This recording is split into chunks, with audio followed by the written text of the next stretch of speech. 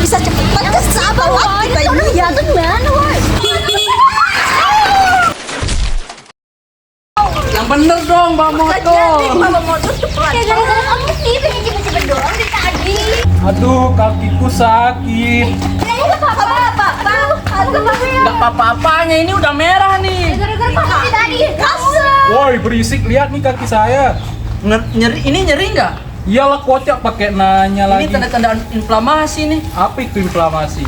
Nah, Kam pasti bingung apa itu inflamasi. Jadi saya di situ bakalan kasih tau nih ke Kam apa itu inflamasi. Jadi inflamasi itu sistem atau suatu respon dari tubuh kita saat dimana kita nih tuh di tubuh kita itu ada luka atau ada infeksi dari jamur, bakteri, virus. Jadi respon alami itu terjadi karena inflamasi tersebut. Nah, inflamasi ini tuh terjadi tuh dimana inflamasi ini tuh selnya terbuka. Jadi itulah dimana proses terjadi inflamasi. Kan bingung lagi kan tidak? Inflamasi itu jenisnya itu ada apa saja? Jadi ada dua jenis tuh inflamasi. Yang pertama inflamasi akut sama inflamasi kronis. Pasti kalian bertanya-tanya tuh, kan bingung tuh pasti kayak apa sih itu inflamasi kronis sama akut? Jadi kronis itu dimana dia tuh lama tuh prosesnya dari kayak tahun ke tahun sama berbulan-bulan. Tapi kalau misalnya dia akut itu tuh cuman berjam-jam sama berhari-hari, kamu tahu. Jadi itu dia inflamasi. Apaan sih? Nggak ngerti. Nonton saja video ini kak, gak usah banyak tanya. Inflamasi adalah mekanisme yang diperlukan sebagai pertahanan tubuh. Proses inflamasi tidak hanya terjadi pada mereka yang mengidap kanker, diabetes, atau penyakit jantung saja. Ketika tubuh mengalami luka pada bagian luar tubuh, tubuh juga bisa mengalami proses inflamasi. Ingat ya, jangan menganggap proses inflamasi selalu merugikan tubuh. Inflamasi adalah proses yang diperlukan tubuh untuk menangkal ancaman mikroorganisme jahat. Lantas, seperti apa ya proses inflamasi pada tubuh? Pada tahapan awal, ketika patogen seperti bakteri atau virus masuk ke dalam tubuh melalui luka, senyawa kimia dilepaskan oleh sel-sel yang rusak di area tersebut. Senyawa kimia ini akan memicu respon inflamasi. Selanjutnya, pada tahapan vasodilatasi dan peningkatan permeabilitas, senyawa kimia yang dilepaskan menyebabkan pembuluh darah di sekitar area luka mengalami pelebaran atau disebut juga vasodilatasi, dan permeabilitasnya meningkat. Ini kemungkinan sel-sel darah putih, terutama fagosit, untuk keluar dari pembuluh darah dan bergerak menuju area yang terinfeksi. Kemudian terdapat tahapan fagositosis. Fagosit akan mengelilingi dan memakan patogen yang masuk ke dalam tubuh. Proses ini disebut fagositosis ya, di mana fagosit menghancurkan patogen untuk melindungi tubuh dari infeksi lebih lanjut. Inflamasi pada tubuh bisa terjadi akibat beberapa hal. Contohnya, ketika jaringan tubuh mengalami infeksi, panas, cedera, atau terkena racun.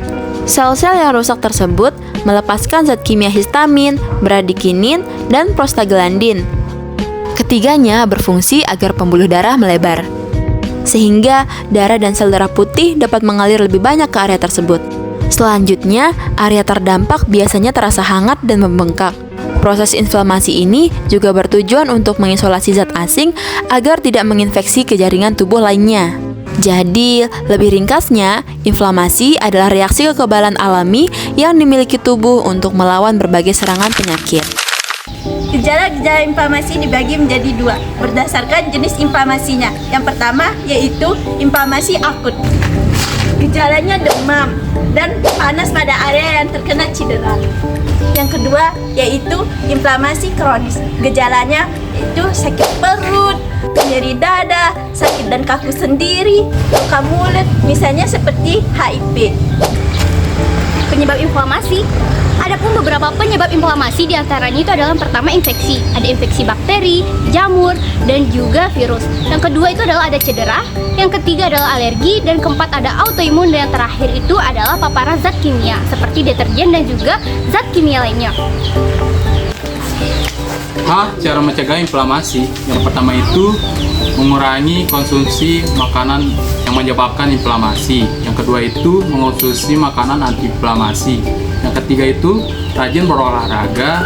Yang keempat mengurangi penyebab stres. Yang kelima istirahat yang cukup. Nah, cara mengatasi inflamasi yang pertama kita kompres menggunakan air dingin atau air hangat. Yang kedua menggunakan obat atau mengkonsumsi obat antiinflamasi dan suplemen antiinflamasi. Dan yang terakhir, kalau masih saja inflamasi itu terjadi, kita bisa menghubungi dokter atau tenaga kesehatan yang berwenang. Mitos atau fakta? Katanya semua inflamasi itu buruk. Itu mitos ya, karena faktanya gak semua inflamasi itu buruk kok. Karena inflamasi itu merupakan respon alami tubuh untuk melindungi diri dari infeksi dan juga cedera. Mitos atau fakta? Katanya yang mengalami inflamasi itu cuma orang-orang tua aja. Itu mitos dong, karena faktanya inflamasi itu tuh gak mengenal usia. Mau kamu masih anak-anak, remaja, dewasa, inflamasi tuh bisa nyerang kapan aja gitu. Apalagi kalau gaya hidup kamu tuh gak sehat. Oh gitu ternyata. Mitos atau fakta sih? Kalau katanya untuk kita mengatasi inflamasi itu hanya menggunakan obat-obatan aja. Mitos dong, karena untuk mengatasi inflamasi terdapat banyak cara loh. Caranya itu bisa dengan hidup sehat seperti rajin berolahraga, terus mengatur stres, tidur yang cukup, dan juga kebiasaan-kebiasaan baik yang lainnya. Wah terima kasih ya, sekarang aku jadi tahu nih. Jadi selamanya aku kemakan sama yang namanya mitos. Tuh, makanya jangan gampang kemakan sama mitos. Cek dulu dong kebenarannya. Paham. Ding ding ding ding ding.